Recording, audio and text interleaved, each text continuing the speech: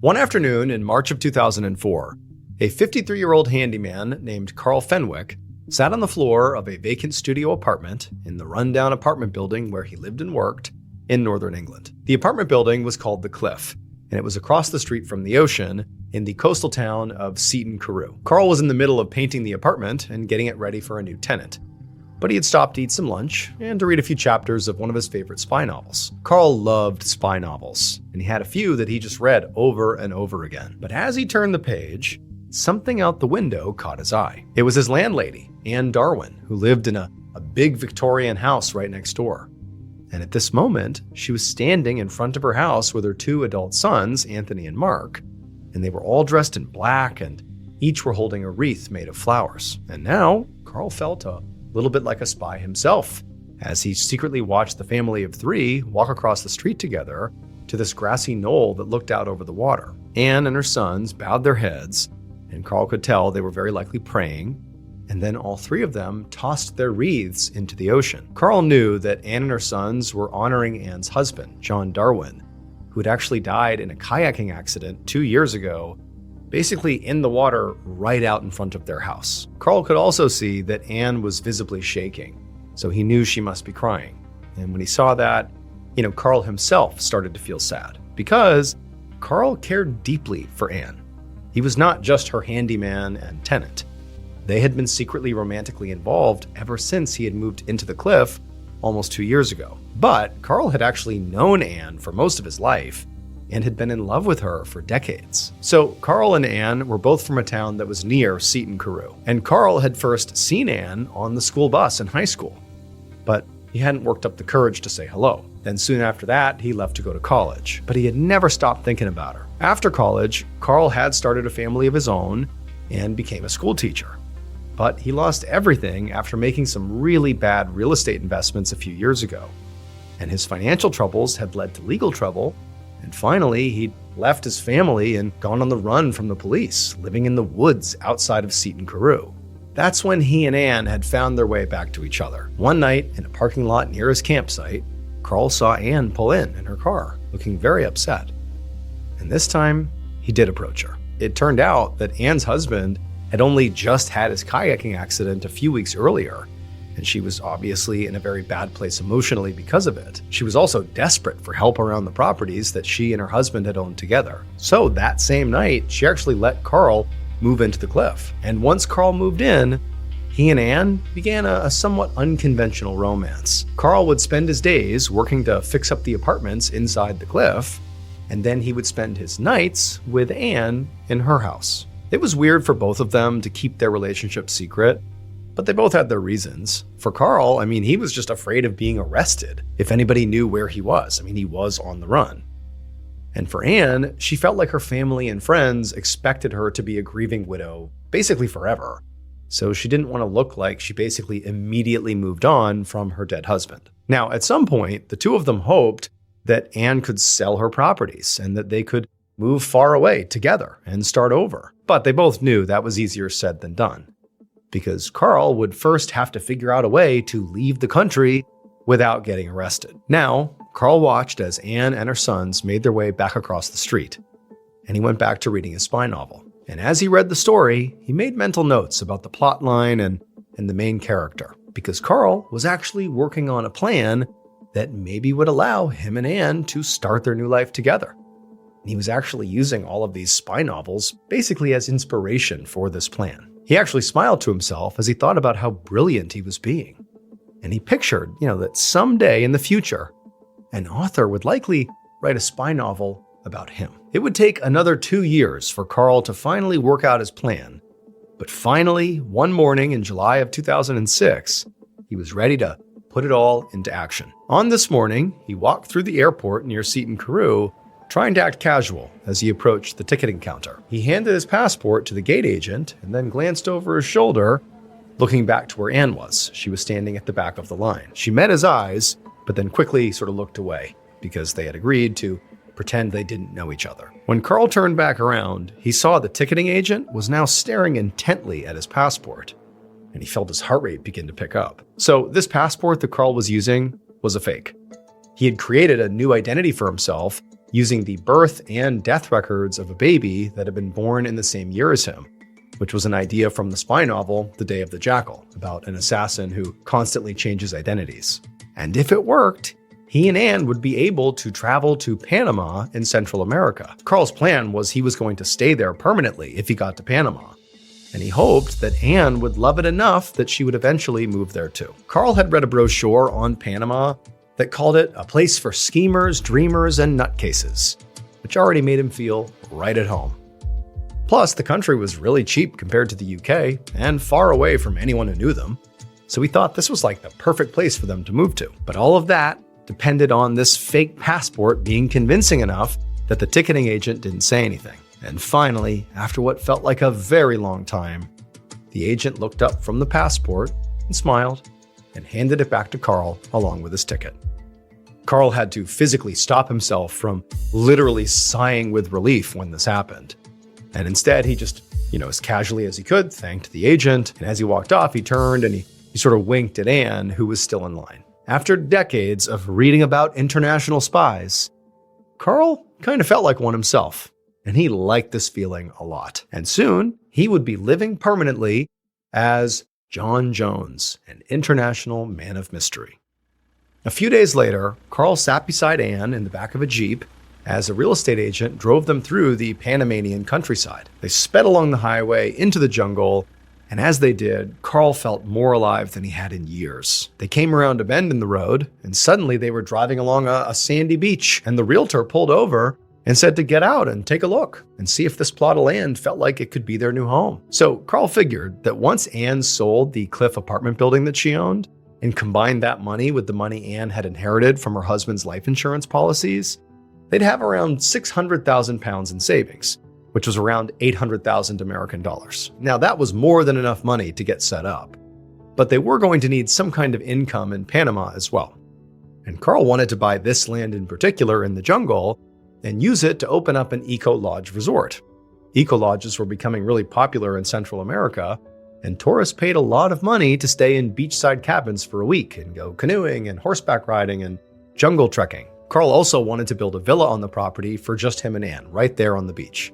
So he led Anne down to the edge of the water and pointed to the tree line on the other side of the bay, and he told her to imagine a row of cabins and a dock for a bunch of canoes and a path that led to a horse stable.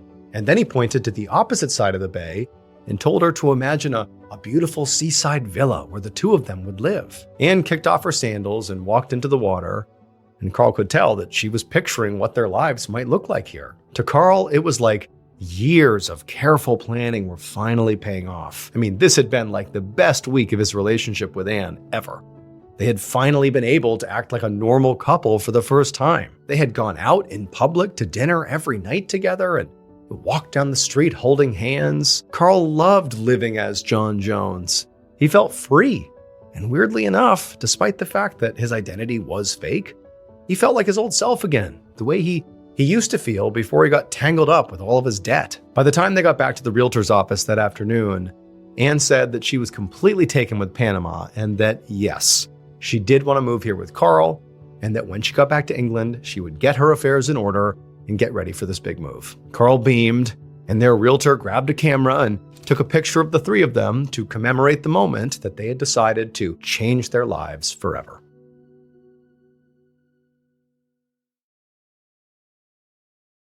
It took another full year for Anne to sell her properties in Seaton Carew and to tell her family that she was moving to Panama, of all places. They had all been shocked at first, but eventually they started to understand that she really needed to get away from England and all the unhappy memories of her old life. Shortly afterwards, Carl bought a condominium in Panama City so that he and Anne would have a place to live while they built their resort. And then finally, on October 22nd, 2007, Anne moved to Panama permanently. However, when Carl picked her up at the airport that night and drove her to their new home, he had to fake a smile because he had recently discovered some news that was going to throw their new life into jeopardy. And so he gave Anne a quick tour of the penthouse apartment, and then he asked her to take a seat at the kitchen table. And immediately, Anne sensed something was off and looked very worried. Carl took a deep breath, and then he told Anne that he was really excited to build their resort together. But there was one last unexpected obstacle standing in the way of their dreams. He said he had only learned about this obstacle a few weeks ago, and he had been waiting for the right moment for them to talk about it. He had just found out that the Panamanian government had instituted new procedures for anyone moving to Panama from another country.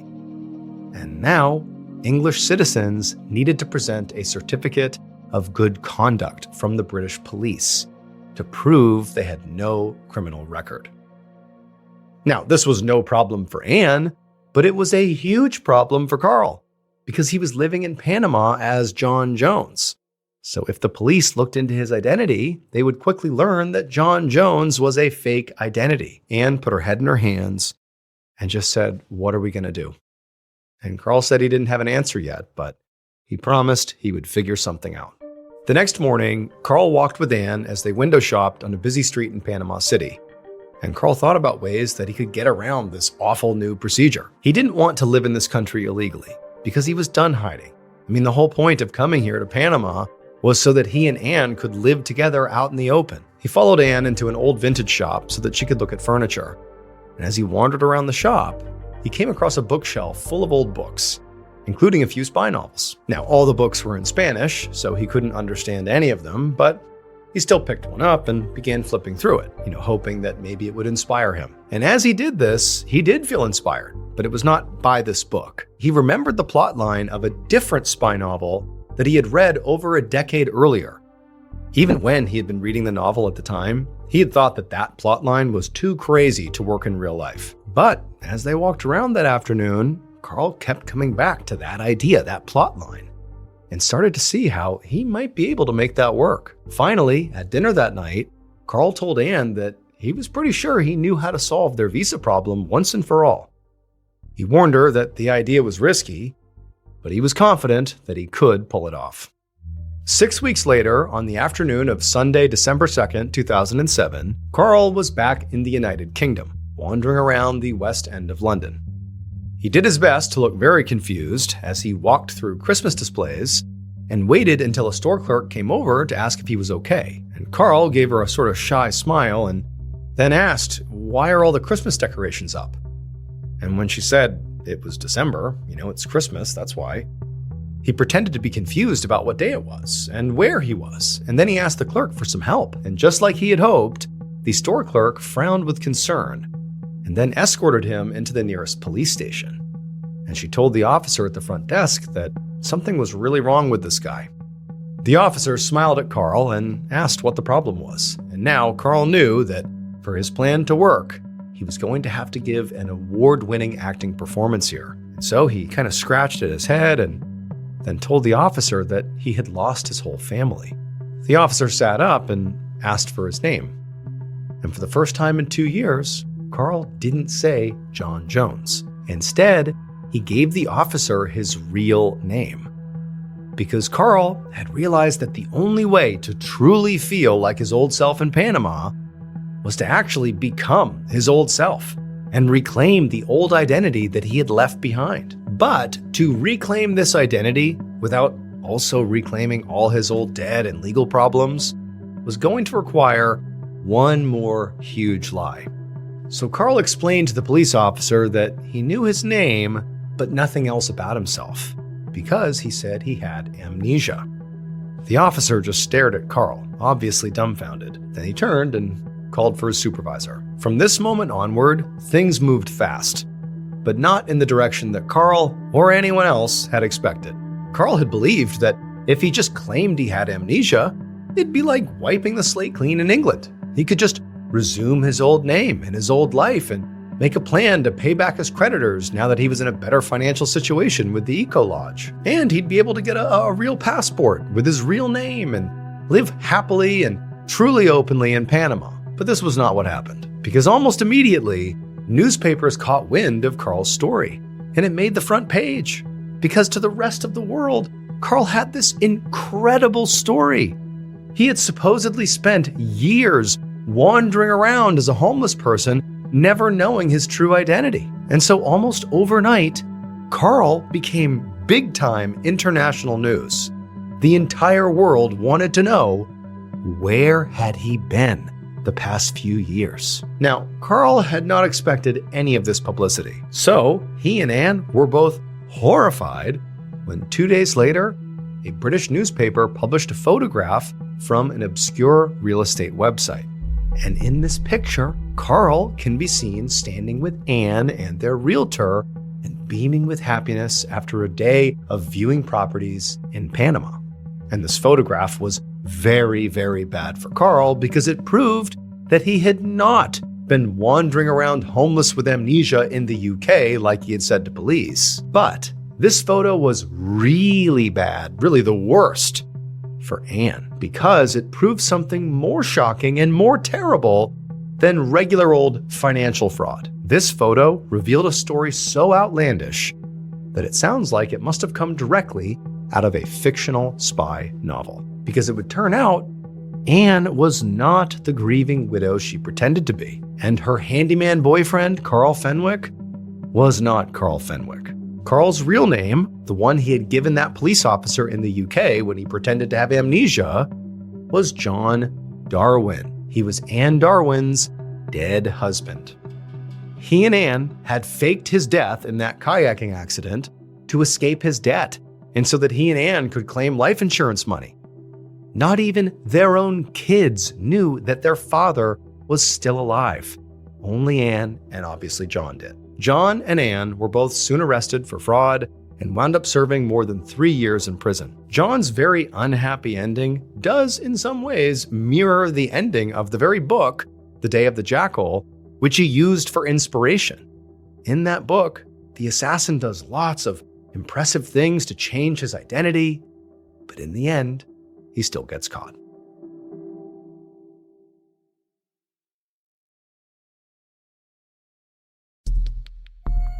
Our second and final story is called Spoiler Alert.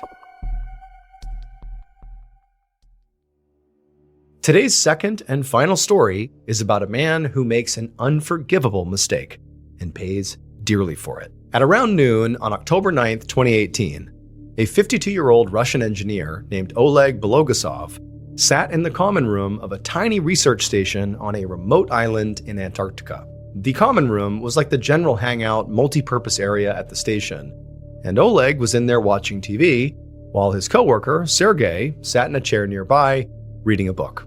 They were both drinking alcohol, and had been for some time, because when they weren't working, there really was not much else to do besides sit around and drink. So Oleg had been at the station for about 6 months. He was part of a 14-person crew that was doing a year-round research stint, observing the island's ocean and weather patterns, and collecting data for their home country of Russia. Oleg was primarily in charge of maintaining the station's machinery and equipment, which took up most of his time. But there was still quite a bit of downtime, which Oleg spent inside, because being outside in Antarctica was generally pretty dangerous. There were hundreds of these lethal, deep ice crevasses that you could barely see, that if you fell into, you're dead, couldn't get out again, or the fall alone would kill you. Obviously freezing temperatures, there's lethal, violent blizzards. I mean, this is not a place built for people. So Oleg and his coworkers really only went outside when their work required it. Otherwise, they stayed put. But inside any of the various buildings at the station, their entertainment options were limited. I mean, there was just this 2-channel TV set, there was a small gym, there was a nearby church, and there was a library. And at this point, Oleg was pretty much sick of everything. I mean, he was even tired of the library, and he loved to read.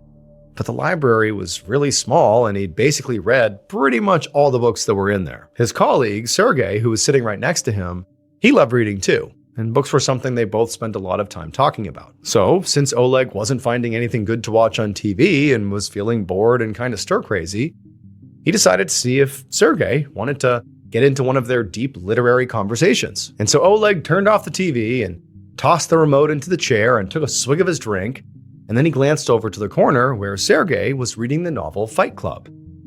Oleg had already read Fight Club. It was about this depressed man with insomnia who meets a charismatic stranger and starts this secret club where people literally fight each other. Oleg thought the book was amazing, mostly because it had an epic plot twist at the end. And so Oleg walked over and asked what Sergei thought of the book so far. but Sergei just kind of ignored him. But Oleg wasn't surprised. He knew Sergei really well, since the two of them had worked very closely together on various research projects over the years. So he knew Sergei was generally a very quiet person and not a big talker, whereas Oleg loved getting into big, long, passionate discussions. Sometimes Oleg could get Sergei to open up by asking questions and telling jokes, but today did not seem to be one of those days. Now, this was definitely frustrating for Oleg, but he could tell, Sergei wanted to be left alone. So he stood up and left to go find something else to do. Oleg spent some time just kind of wandering around the station, checking research logs and sipping his drink. He thought about going outside just for a minute to get some fresh air, but when he checked the temperature, he saw that it was below freezing, so he decided against it. And so after 3 hours of trying to kill time, Oleg finally just headed to the cafeteria to get a bite to eat. It was around 3 p.m. when Oleg stepped into the dining room, feeling a bit flushed from all the booze he'd been drinking. And the first thing he saw when he got inside of there was Sergei. And Sergei was at a table, still reading Fight Club, just like he'd been doing earlier in the common room. So Oleg got some food and went over to sit with Sergei and see if now, maybe, he was more open to chatting. And to his surprise, Sergei was. When Oleg sat down, Sergei put his book down and looked up, ready to talk, possibly because he'd also had a lot to drink and was feeling kind of chatty. And so the two men began discussing the book, Fight Club. And quickly, their conversation got really energetic because they were both, drunk and excited about what they were saying. And then Oleg made what he thought was a fantastic point about the book and what it all meant. To Oleg, it seemed like everything was going great. But all of a sudden, after making this point, Oleg noticed that Sergei had gone really quiet, and Oleg, who could read Sergei well by this point, knew what this meant. Sergei was done talking and wanted some space. So Oleg looked down at his watch. He actually did need to get some more work done before the day was over, and he was about to look up and tell Sergei that he was going to go leave and check one of their weather instruments.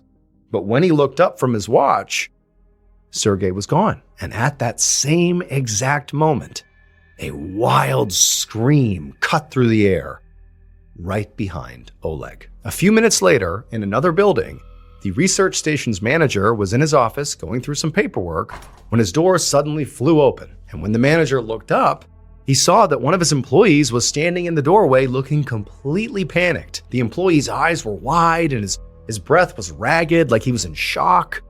And when the employee explained why he was so upset, the manager shot to his feet and told the employee not to move. He then grabbed his coat and flew out the door into the freezing cold.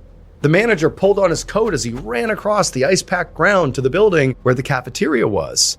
And the whole way he just felt his panic growing and growing because what that employee had just said had never, ever happened at their research station before. He wasn't even sure if it had happened in the entire continent of Antarctica before. When the manager finally got to the cafeteria, he flung the door open and looked inside, and immediately he felt sick to his stomach. It would turn out Oleg and Sergei had been co-workers for a long, long time, and they did know each other really well. And what that meant was they knew each other so well that Oleg had sort of learned what specifically really annoyed Sergei. And Oleg used this knowledge whenever he got bored and wanted to find a way to entertain himself. The way Oleg would intentionally upset Sergei was by violating a serious rule that virtually every human being knows not to violate. Even if you've never heard the rule explicitly, you know you don't do this. Every time Sergei would start a new book, Oleg would wait until he got about halfway through and then tell him the ending. This was not just a one-time thing. Whenever they talked about books, Oleg repeatedly ruined them for Sergei, which always made Sergei really, really mad. And that day in the cafeteria, when Oleg sat down with Sergei, he didn't just make a great point about Fight Club. He told Sergei how it ended. And don't worry, if you haven't read it or you haven't seen the movie, we are not going to ruin the twist for you because it is amazing. You should check it out. But Oleg did. And Sergei was very drunk.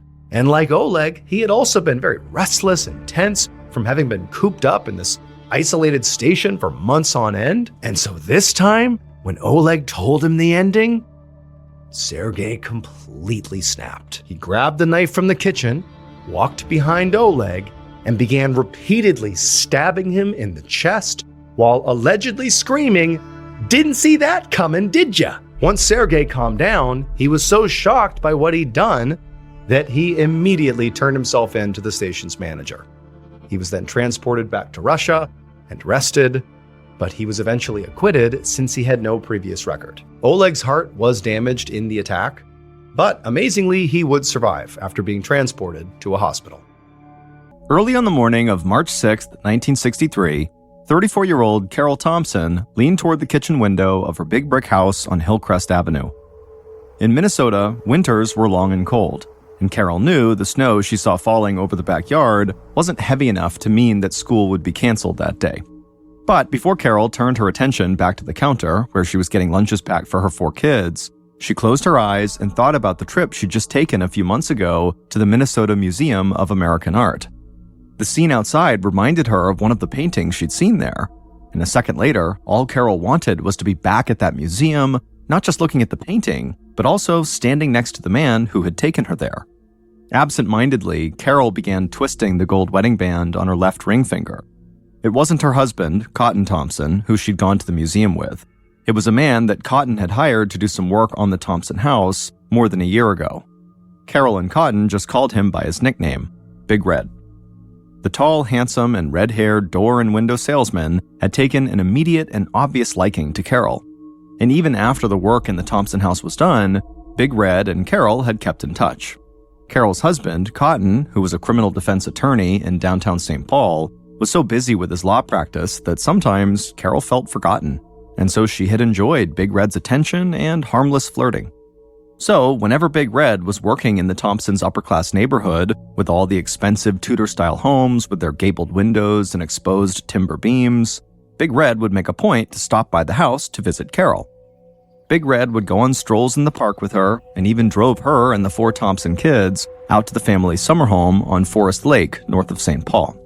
But those visits had stopped a few months ago after Cotton had become furious to find them talking and laughing together in the backyard one afternoon when he came home unexpectedly from work. Now, as Carol stood at the window, she looked down at her hands and saw what she was doing with her wedding band, and she gave herself a mental shake. It was true that Carol had been disappointed when Cotton had told Big Red to stay away from her, but as she reminded herself, Big Red had never posed any real threat to her marriage. In fact, Carol had actually been a bit thrilled to see Cotton's show of jealousy, and she had definitely enjoyed the extra attention Cotton had been paying to her ever since that backyard face-off.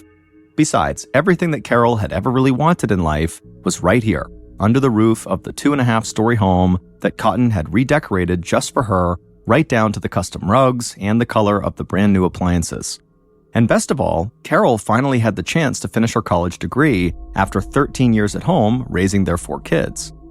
Turning to the kitchen counter, Carol took a deep breath, then focused her attention on the familiar tasks that made up her morning routine. With military precision, she laid out the peanut butter and jelly sandwiches and fruit for the 3 Thompson girls to take to the local elementary school, and the apple that her 13-year-old son always brought to middle school. Carol had just finished packing the kids' brown bag lunches when she heard the familiar sound of Cotton's footsteps as he came down the stairs. And by the time the farm boy and Navy veteran strolled into the kitchen, Carol was already smiling. And that smile got even wider when her 36-year-old husband didn't stop until he was close enough that Carol could smell his aftershave. As she turned to face Cotton, he gave her a warm kiss on the lips. When Cotton finally stepped away, the connection between husband and wife felt like it was as strong as it had been 14 years ago when Carol had first met Cotton at Macalester College. Carol had been studying Russian literature at the small prestigious college. Cotton was 2 years ahead of her, and he was finishing his degree in economics. Cotton had an easy charm and could make people laugh, but he also had serious ambition. He wanted to be a respected and financially successful lawyer, and he had the drive to achieve those goals. They married within a year of meeting each other, and by then, Cotton had already decided that this smart, passionate woman who adored books and art was a partner he would love and cherish for the rest of his days. The two wasted no time starting a family. Carol was pregnant just a few months after the wedding. And now, looking at Cotton, Carol thought about how little he had changed. Even though Cotton's hair was still wet from a morning bath, the water hardly even darkened the color. a blonde so white that her husband had been called Cotton ever since he was a boy. Cotton knew that his wife had been annoyed when he had told Big Red that he was no longer welcome at their home. But Cotton was smart enough to know that Carol was an extremely attractive woman with her dark curly hair and easy smile, and all Big Red's interest in Carol had really done was to remind Cotton not to fall into the trap of taking his wife for granted. Cotton wanted to get home from work in time to watch the kids, so Carol could make it to school that evening. Cotton had a late meeting that day that could delay him, but he promised Carol he'd move it if he had to. He hated when she had to miss a class because of him. And also, there was another reason Cotton didn't want to stay late at work tonight. He was nervous to leave Carol home alone. Just a week earlier, everyone in St. Paul had been totally shocked by the murder of a 15-year-old high school student who had been stabbed and beaten to death. Her schoolmate had confessed to the killing just 3 days later, but the sheer brutality of the crime had put everyone in the Thompsons' neighborhood on edge. As Cotton stepped out the door with their son, he told Carol he'd give her a call sometime this morning to check in and let her know when he'd be able to get home that night. They gave each other a final kiss, and then Carol watched Cotton and Jeff disappear into the falling snow. About an hour later, as Carol was vacuuming the upstairs bedrooms, she heard the telephone ring. As she turned off the vacuum and headed downstairs to answer it, she wished that they had a second phone up in their master bedroom. Picking up the receiver in the kitchen, Carol heard Cotton's upbeat voice at the other end of the line. His secretary had apparently changed his schedule, so he would be home in time for Carol to go to her evening class. By the time Carol was off the phone and heading back upstairs to put the vacuum cleaner away, she decided that with a late night ahead of her, maybe she'd just take a break from cleaning and go back to bed. But once Carol was inside the master bedroom, she heard a sound that she didn't recognize coming from somewhere in the house. She held her breath for a second and just listened intently. Carol suddenly missed their little dog, Shotzi, who was a terribly behaved dachshund, whose bad habits included barking at everything that moved. They had just recently gotten rid of him because he chewed up all their carefully redecorated furniture. As Carol strained her ears to hear the sound again, she couldn't hear anything. The house was totally quiet. But Carol was still very much on edge. So when she heard the sound again a minute later, she leapt out of her bed, walked up to the door, and opened it to see what was going on. And when she did, she saw there was someone standing right there. Carol had no time to think. Adrenaline flooding her body, she started to fight for her life.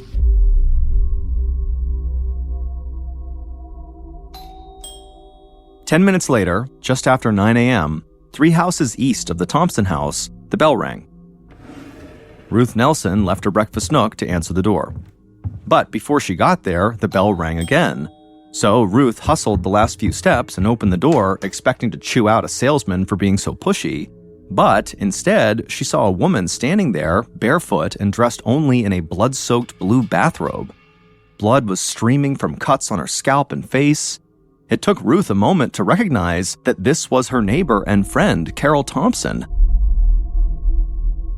Carol, as she looked at Ruth, she grabbed at her throat, and Ruth noticed there was something metal protruding from it. And then, in a hoarse voice, barely above a whisper, Carol begged Ruth for help. Ruth and her husband quickly helped Carol into their home, and Ruth asked Carol over and over again, "Who did this to you?" And Carol just looked at her friend and forced out a few words. She said, quote, "A man came to my house." And then Carol collapsed on the rug.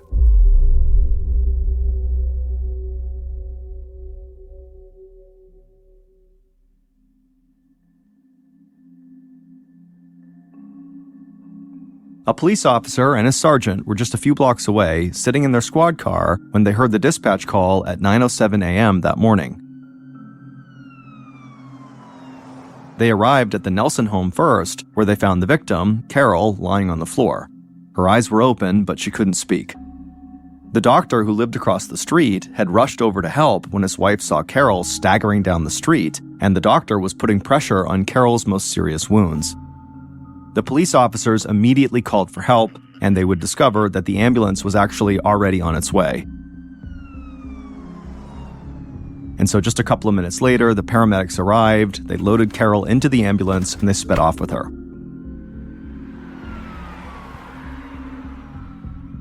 Meanwhile, Ruth's adult son, who was close to Cotton's age and had known him for years, volunteered to make the difficult call to Cotton's law office. He walked slowly to the phone, took a deep breath, and then dialed. When he got Cotton on the line, he would tell him that his wife had been in some sort of accident and was now being taken to nearby Anchor Hospital.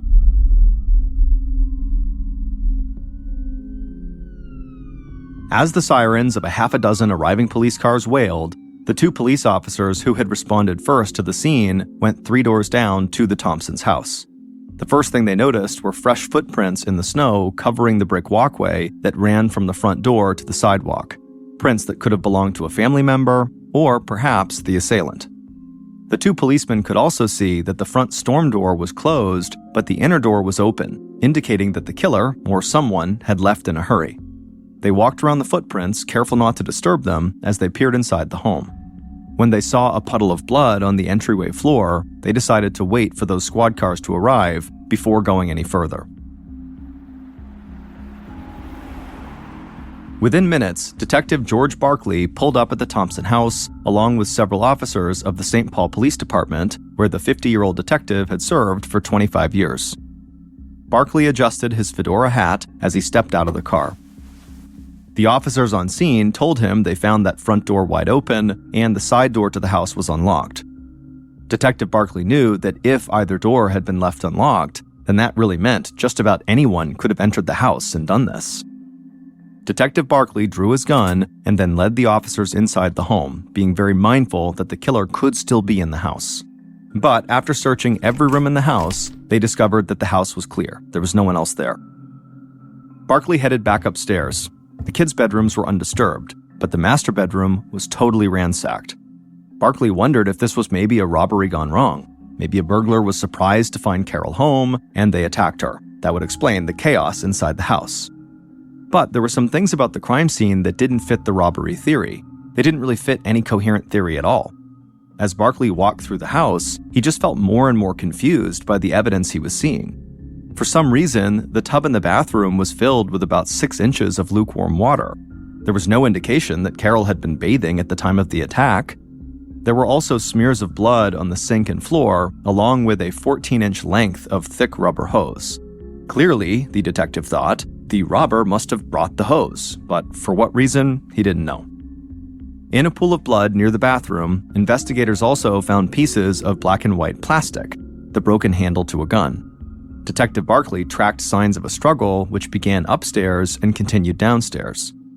Carol's fight for her life appeared to have climaxed somewhere between the front entrance to the house and the kitchen. The kitchen was totally smeared with blood, a drawer had been yanked open, and several knives had been pulled out of a tray. The drawer and the linoleum floor were also spotted red. Barkley's men eventually found a pool of blood in the front entrance, and they also found 3 live bullets on the floor. If the robber had a gun, Barkley thought, why had they stabbed Carol so many times instead of just shooting her? And finally, there was the strange question of what, if anything, had actually been stolen.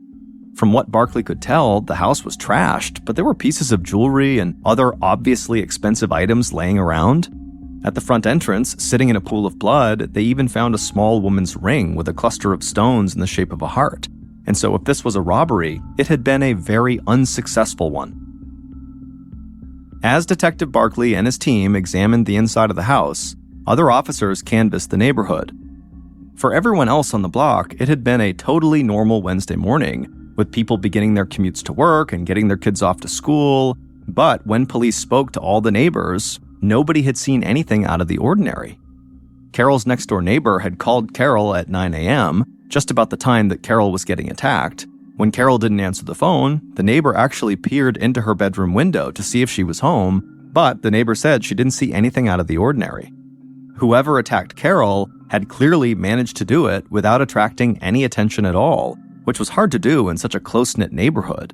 That suggested to the police that her assailant was not just a crazed person roaming the streets and breaking into homes at random.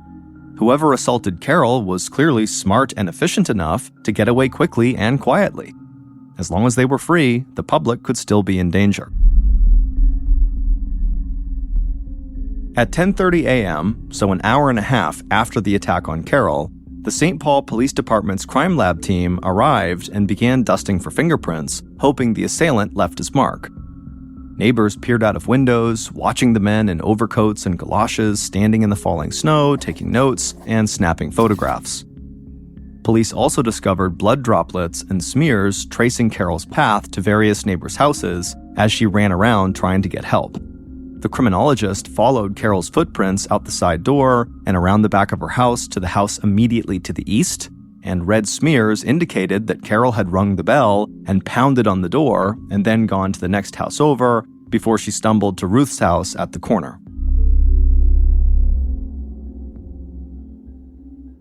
Nearby, at Anchor Hospital, where Carol had been taken by the ambulance, her husband, Cotton, sat in the waiting room sobbing while a team of doctors desperately tried to save Carol's life.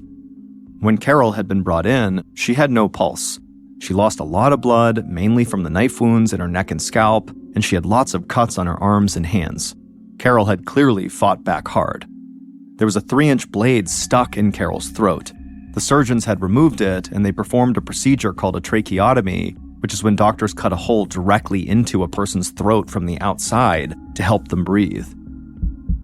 But Carol's heart was barely beating, so the doctors put manual pressure on her heart to try to jumpstart it. Doctors also drilled a hole in Carol's skull to remove any blood that might have pooled inside of her head from all the blows she had taken. But ultimately, Carol's injuries proved to be too severe, and at 12:58 p.m. on March 6, 1963, 4 hours after Carol stumbled down her block looking for help, the doctors pronounced her dead.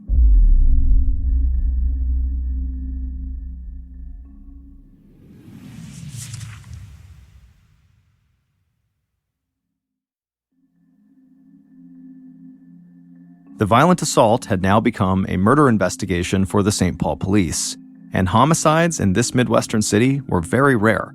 St. Paul saw an average of just 6 a year.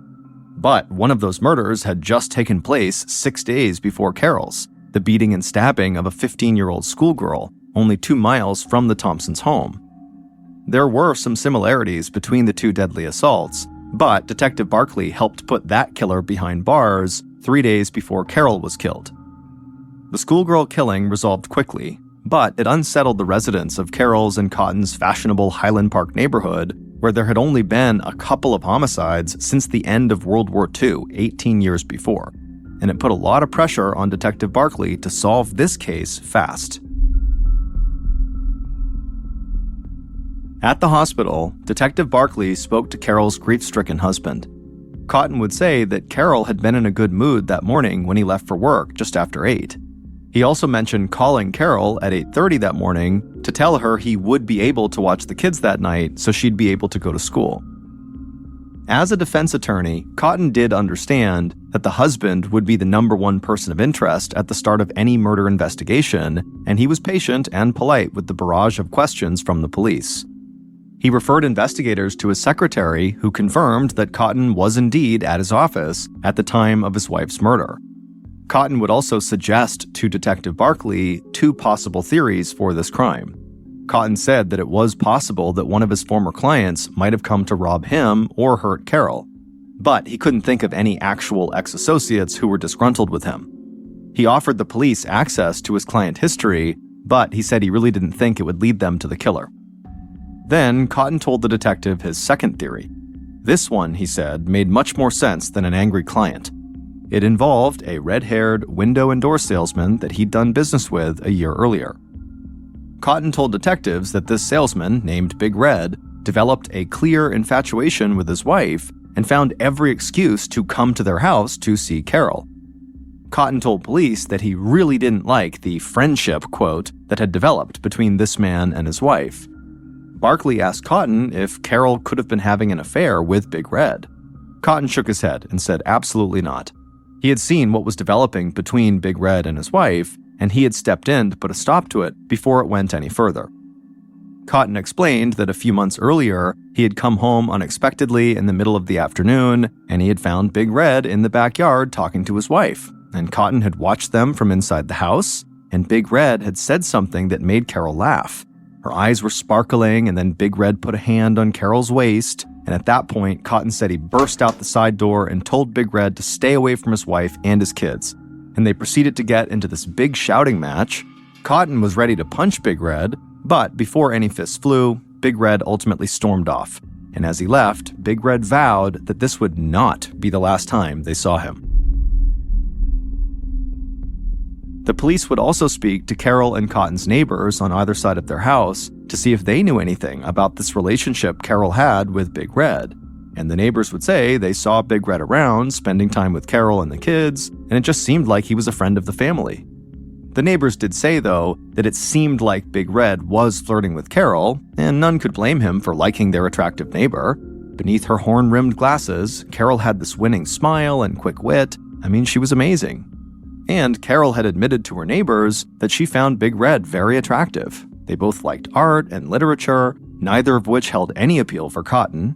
But Carol swore to whoever she talked to that she and Big Red were just friends. However, whatever the real status of that relationship was, Detective Barkley knew he now had his first good lead. Barkley tracked down Big Red at work that afternoon and drove him to the station. Big Red sat with his head in his hands, sobbing as he answered the detective's questions about his relationship to the Thompson family. He confirmed that he had developed a friendship with Carol after he sold Cotton some windows for their house, and he admitted that after that job was finished, he would swing by to see Carol when he was in the neighborhood. Big Red told police that he had taken Carol to an art museum a couple of times, and once he drove Carol and the kids to their summer home, but he was adamant that he had had nothing to do with Carol's death. He told Barkley that after his backyard altercation with Cotton, he dropped his friendship with Carol altogether. Big Red figured that it would be best for him to stay away. He said he hadn't seen Carol since the dust-up with Cotton, and at 9 a.m. on March 6th, when Carol was attacked, Big Red said he was at a sales conference, which his boss would back up. And so, this case was clearly not going to wrap up as fast as Detective Barkley hoped, and the police department was really starting to feel the heat.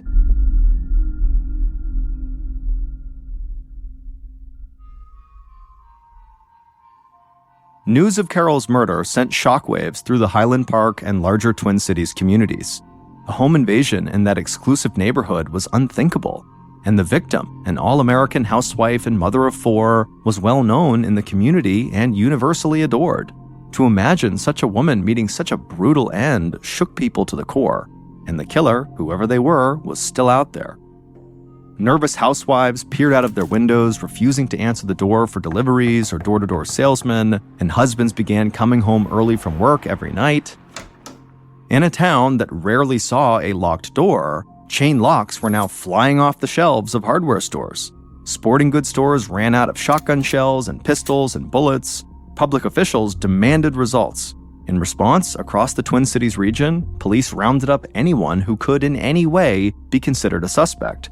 Wives turned in abusive husbands, petty thieves and sex offenders were pulled off the street, police hauled in peeping toms, public drunks, and known burglars. They threw homeless men, even the disabled and mentally ill, into squad cars and took them downtown. Anyone that seemed even a little bit different or, quote, suspicious in any way, the police fingerprinted and interrogated. But none seemed connected to the case. As the month of March 1963 ticked away, Detective Barkley was starting to get frustrated. He had no fingerprints and no eyewitnesses. His victim had problems in her marriage, but both her husband and the other man she had gotten close to had very solid alibis. The crime scene looked like a robbery, except nothing had been stolen. The only good evidence he really had was the black and white pieces of plastic laminate that police had found in the entryway of the home and in the upstairs hallway. They were very likely parts of the handle of some kind of gun. Detective Barkley figured if he could just identify the weapon, maybe it could lead him to his killer. So he sent the pieces of plastic off to the FBI for analysis, and then he waited very impatiently for a few weeks, and then finally he got his answer. The plastic pieces were indeed from the grip of a gun. They were from a custom-made pistol grip for a 7.65mm Luger pistol. Detective Barkley felt relief at finally making progress here, and now he was hopeful that this would lead to the break in the case that he so badly needed. And so, on April 5th, 1 month after the murder, Detective Barkley and the St. Paul police chief held a televised press conference. They affixed those customized pieces of the pistol grip onto an identical Luger and displayed images of it in poster-sized photos. Barkley and the police chief blasted these pictures all over the state in hopes that someone would recognize this custom gun and call the police to tell them who it belonged to. In the days following the press conference, Barkley began combing through the numerous tips he had from the public since the murder. And at some point, he found an unnamed source claiming that Cotton had taken out $900,000 in life insurance on his wife across 3 carriers, and some of those policies were apparently written as recently as 2 months before the murder. Barkley looked into this claim, and he soon discovered that Cotton had indeed taken out policies, but with 8 carriers totaling $1.1 million, about $10 million in today's dollars. At this time, the average American was making less than $10,000 a year. Investigators spoke to Carol's parents. Her father, who was a successful heating and plumbing contractor in St. Paul, valued his own estate at about $600,000, which would be about $6 million today. Carol, being an only child, was set to inherit all of that money, meaning if she were to die, the family fortune was set to go to her and Cotton and the kids. Detective Barkley started wondering if this, quote, pillar of the community, aka Cotton, was not really the man he presented himself to be. As his investigators spoke to more people in the Thompson circle of friends, he learned that Cotton was often seen around town with other women. Cotton started to look really suspicious to Barkley. But being a bad husband and buying life insurance was not illegal, and Barkley could find no connection between Cotton and the murder weapon. But before Barkley got too deep into his re-examination of Cotton, his press conference about the Luger totally paid off. On April 9th, he received a call from someone claiming that the Luger was actually his. A traveling salesman from Minneapolis told police that his apartment had been burglarized on February 14th, 3 weeks before Carol's murder, and one of the items he reported stolen was that pistol. He had made the customized hand grip in a shop class at a local community college. Detective Barkley confirmed that the salesman was nowhere near St. Paul the day of Carol's murder, and so could not have been her killer. Finally, this felt to Barkley like a really solid lead backed by evidence, but it presented a whole new set of challenges. Now Barkley had to solve a burglary in another city in the hopes that the perpetrator of that crime was also the one who committed this murder. But it wouldn't take long for the police to catch another break.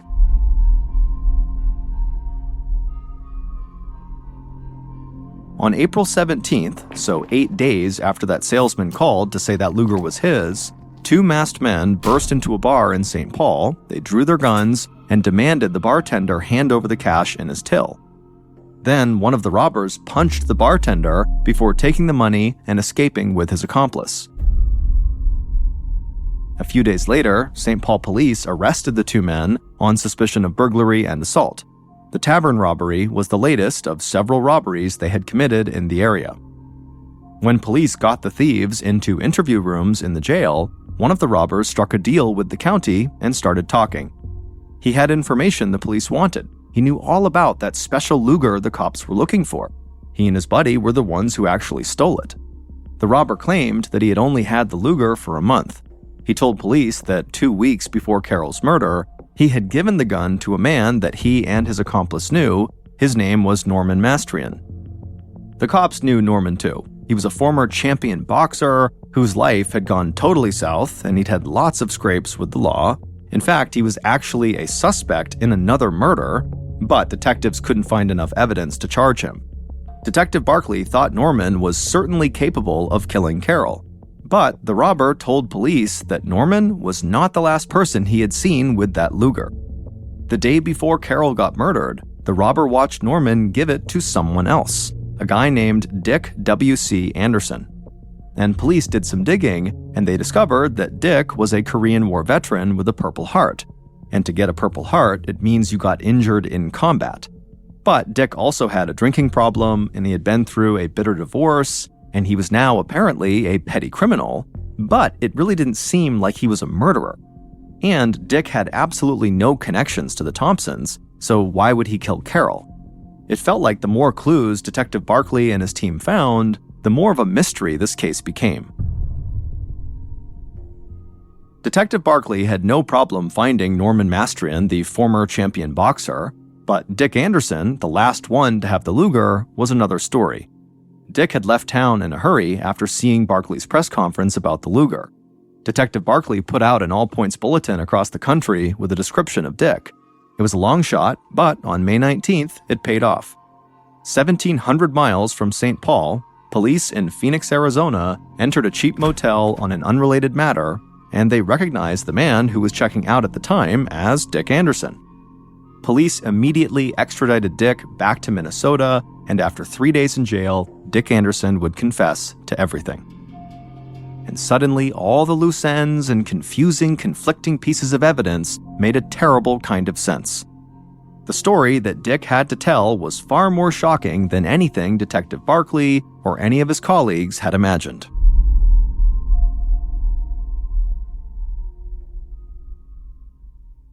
Here's what really happened on March 6, 1963, the day Carol Thompson was murdered.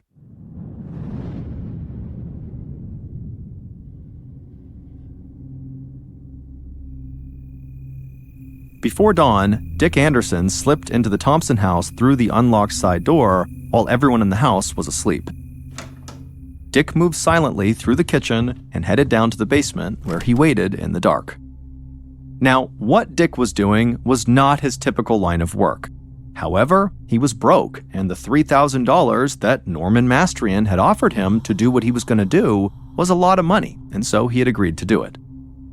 So Dick waited in the darkness of a stranger's basement, periodically glancing at the hand-drawn map he had been given of the home's layout. Dick had also fortified his courage with vodka and amphetamines, and so his heart was racing. The sun rose and Dick listened as just a few feet above his head in the kitchen, Carol got her family fed and out the door. About 20 minutes later, Carol answered the telephone. It was Cotton calling from the office, telling her he'd be home in time for Carol to go to class that evening. Meanwhile, in the basement, Dick grasped the 14-inch length of thick rubber tubing Norman had given him. Dick's plan was to slip into the kitchen and strike Carol on the back of the head with this rubber. He thought a clean blow would totally knock her out.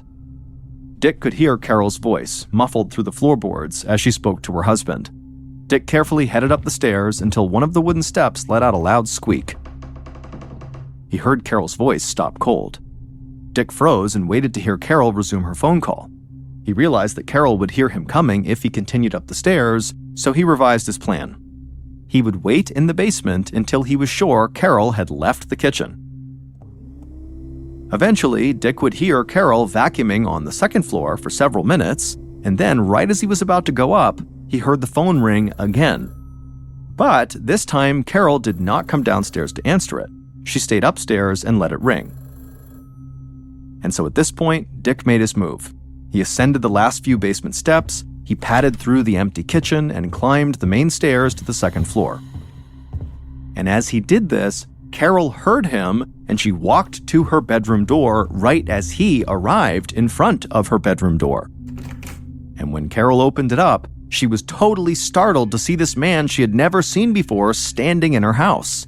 But before she could scream, Dick told Carol that he was just here to rob her. He promised that if she did what she was told, she would get through this just fine. And so Carol did as she was told, and she laid down face first on the floor, at which point Dick struck her in the back of the head with that thick rubber hose, knocking her out. He then dragged Carol's unconscious body down the second floor landing, leaving her in front of the bathroom door for a moment. Then Dick looked into the bathroom, and he saw water in the bathtub, just as Norman had told him to expect. But as Dick began dragging Carol into the bathroom, Carol woke up, and immediately she began fighting back. Dick, in a panic, pulled out the Luger to shoot her, but the pistol wouldn't fire, and so he just began bashing the pistol into Carol's face.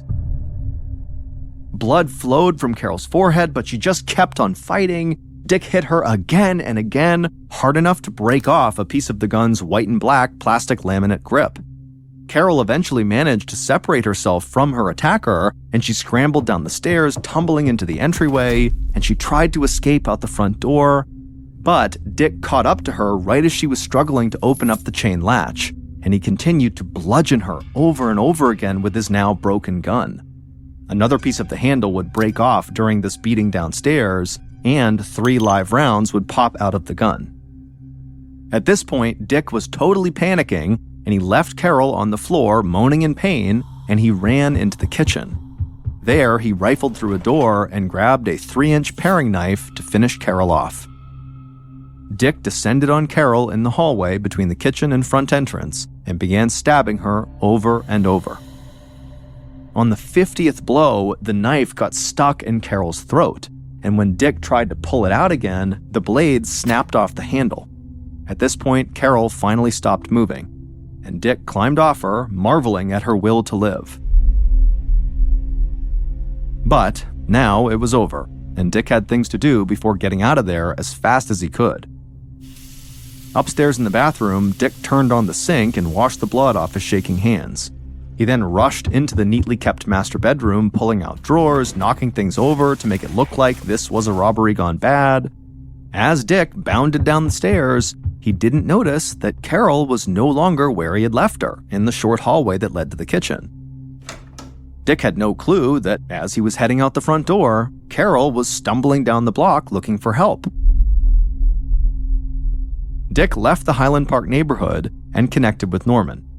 Nothing in their plan had gone as expected.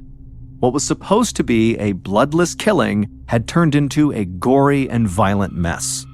Together, they disposed of the gun in a swampland north of St. Paul, and then when Norman returned to his home, he picked up the phone to make the hardest call of all.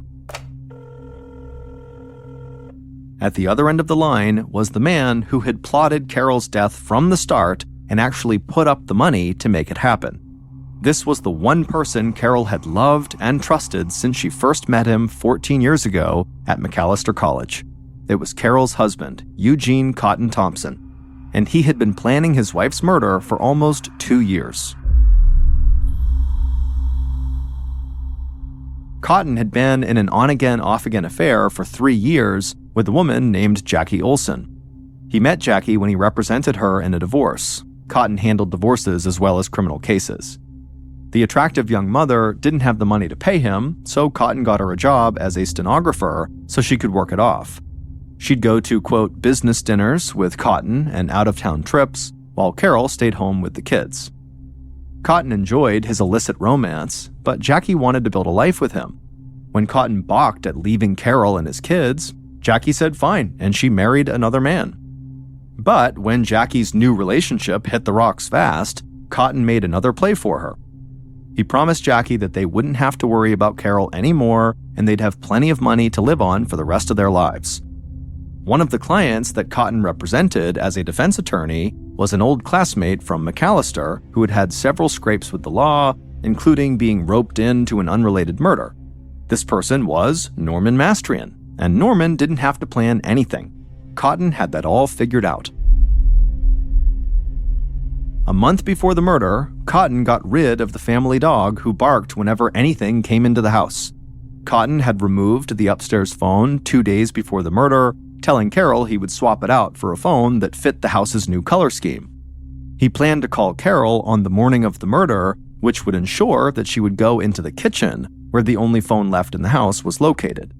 It was here that Cotton planned for Norman to strike her with the rubber hose and knock her out, and then Norman was supposed to carry an unconscious Carol up the stairs to the bathroom where there would be water left in the tub.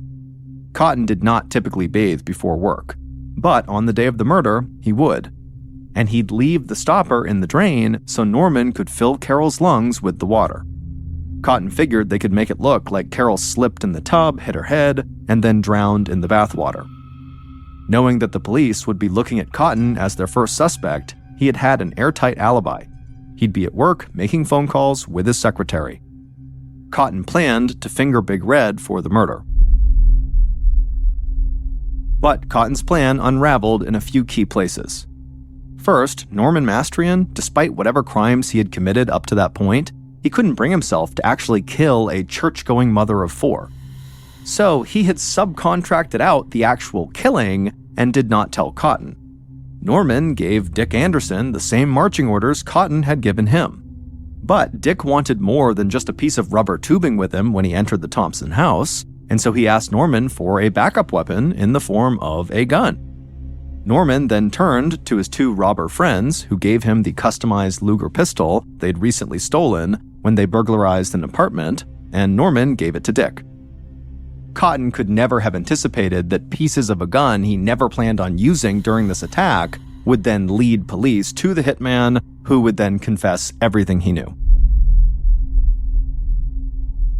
Police arrested Cotton on June 20th, 1963, 2 months after Carol's murder. In November of 1963, just 8 months after the murder, a jury found Cotton Thompson guilty, and the judge sentenced him to life in prison. As for Norman Mastrian, the middleman for the hit, he was sentenced to 20 years in prison, all of which he served, and as for Dick Anderson, the man who actually killed Carol, he would spend almost 2 decades behind bars.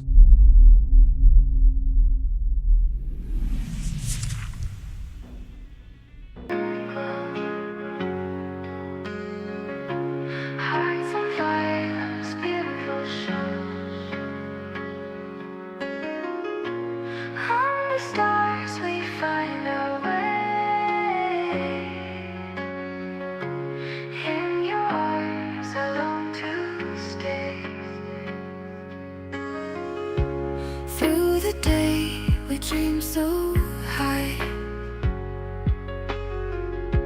side by side, just you and I.